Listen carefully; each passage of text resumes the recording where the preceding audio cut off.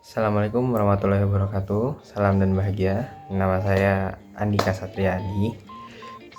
NIM saya 2023 009 007. Dari kelas A Kreatif Technopreneurship ya, prodi agroteknologi.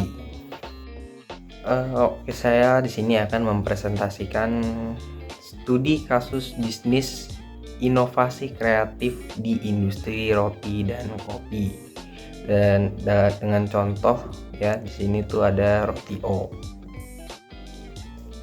Oke, latar belakangnya, jadi Roti-O itu didirikan pada tanggal 23 Mei tahun 2012 oleh PT Sebastian Citra Indonesia.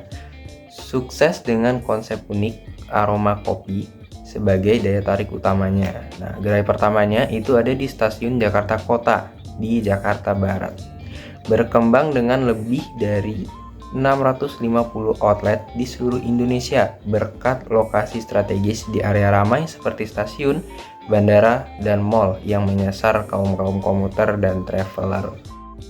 Nah, profil bisnis Roti-O itu pertama ada produk unggulan. Nah, produk unggulan ini roti bun berbentuk O dengan aroma kopi yang kuat dan isian mentega yang lembut. Terus disajikan langsung dari oven, jadi masih hangat. Yang kedua itu ada jangkauan nasional. Kurang lebih 680 outlet di stasiun kereta, bandara, dan pusat perbelanjaan di sekitar Jabodetabek, Jawa, Bali, Sumatera, dan Kalimantan. Nah, tantangan bisnis dari Roti-O ini antara lain ada persaingan yang ketat. Dari kompetitor lokal tuh ada Roti Ropi, Roti Kapten, dan juga Roti Boy. Menawarkan konsep serupa, tapi makanya Roti-O ini perlu diferensiasi produk, keberlanjutan, dan pemasaran yang lebih kreatif dari kompetitornya tadi.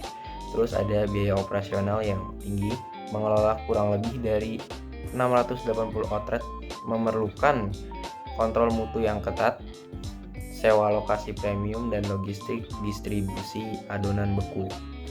Nah, yang ketiga itu ada ketergantungan lokasi fisik. Model bisnis terpusat pada gerai sendiri, jadi dia nggak pakai franchise, nggak ada franchise-nya.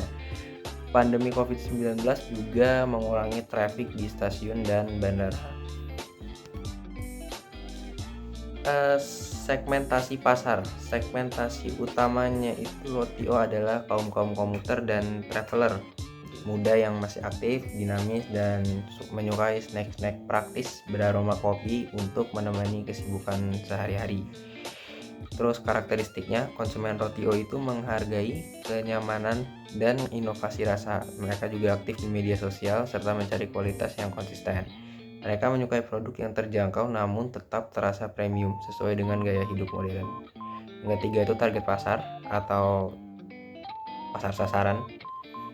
Fokus pada konsumen aktif di perkotaan, di area dengan mobilitas tinggi seperti di stasiun, bandara, dan mall. Terus menyasar juga kalangan muda produktif yang menghargai kepraktisan dan pengalaman khas. Ya. Yang terakhir itu positioning merek ya, jadi ada beberapa selling pointnya kayak aroma kopi yang khas sebagai identitas merek, terus kesegaran yang langsung dari oven atau freshness guarantee, konsistensi rasa premium di seluruh outlet karena dia nggak ada franchise-nya, kepercayaan yang halal, dan brand ambassador yang memperkuat citra merek mereka. Nah, ini tadi dari positioning dan unique selling point-nya tadi itu kayak tadi ada aroma khas kan. Nah, itu strategi pemasaran sensorik dengan aroma kopi yang kuat sebagai identitas merek yang kuat. Yang kedua tuh tadi konsistensi premium, rasa dan tekstur sama di semua outlet melalui proses produksi yang terpusat dan ketat. Dan terus ada freshness guarantee. Roti-O disajikan hangat langsung dari oven, menjamin kesegaran dan kualitas di setiap transaksinya. Yang terakhir itu kepercayaan halal, kayak brand ambassadornya Dude Herlino, dan kesertifikasi halal membangun citra merek mereka jadi terpercaya. Terus ada bisnis canvas model. Nah, ini yang pertama ada Key Resources, pabrik adonan beku, resep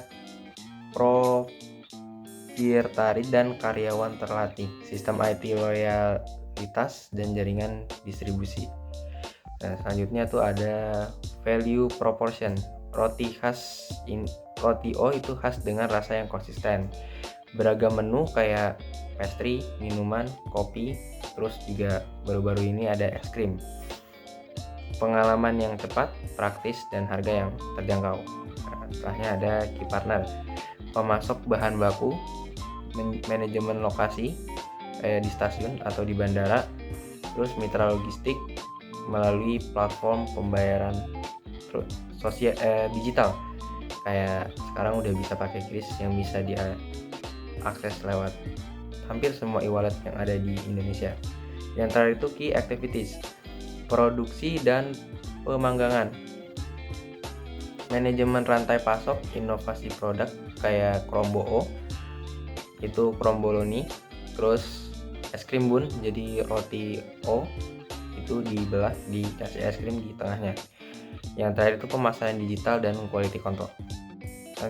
Selanjutnya ada struktur biaya atau cost structure, jadi bahan baku yang premium, terus sewa lokasi yang strategis, gaji dan karyawan dan pelatihan karyawan, jadi dan terus distribusi adonan beku, promosi digital, investasi teknologi dan aplikasi.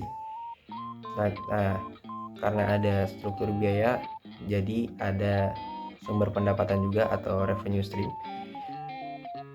Kayak berasal dari penjualan roti dan pastry, terus minuman kopi dan es krim, penjualan online lewat delivery kayak aplikasi ojol, terus paket promo bundling kayak beli 2 roti O, 2 kopi O yang harusnya itu 70.000, sekarang karena ada promo bundling bisa jadi cuma 40.000.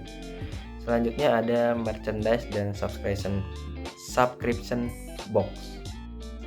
Selanjutnya ada inovasi kreatif dan transformasi digital. Yang pertama tuh kayak perkuat dana ke kanal digital. Jadi Indonesia itu memiliki ekonomi terbesar di Asia Tenggara dengan pendapatan kurang lebih 82 miliar dolar dan pertumbuhan ekonomi itu sekitar 15% per tahun. RTO dapat mengembangkan aplikasi mobile, kemitraan e-commerce, dan layanan delivery untuk memperluas jangkauan tanpa outlet baru. Dan yang kedua tuh pemasaran digital kreatif, memaksimalkan Instagram, TikTok dengan konten interaktif, terus kampanye influencer dengan filter AI bertema roti, dan lomba kreasi menu virtual yang menarik untuk milenial dan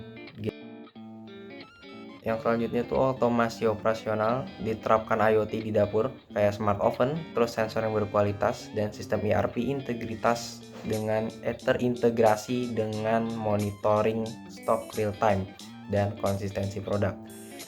Terus terakhir inovasi produk berbasis teknologi, layanan on demand banking, subscription box mingguan via aplikasi, terus gamifikasi atau tantangan makan roti O untuk meningkatkan engagement ke pelanggan. Yang terakhir itu ada kesimpulan, inovasi dan transformasi digital berkelanjutan, terus dikembangkan diferensiasi produk, rasa, varian, dan menu premium, serta perkuat digitalisasi melalui aplikasi mobile, delivery online, dan pemasaran media sosial untuk meningkatkan daya saing dan jangkauan pasar. Terus ada efisiensi dan ekspansi melalui teknologi, menggunakan teknologi IoT, AI, dan ERP untuk efisiensi operasional dan konsistensi kualitas, serta eksplorasi model bisnis baru seperti subscription service dan partnership strategis untuk diversifikasi pendapat. Sekian presentasi dari saya, lebih kurangnya mohon maaf. Terima kasih, salam dan bahagia.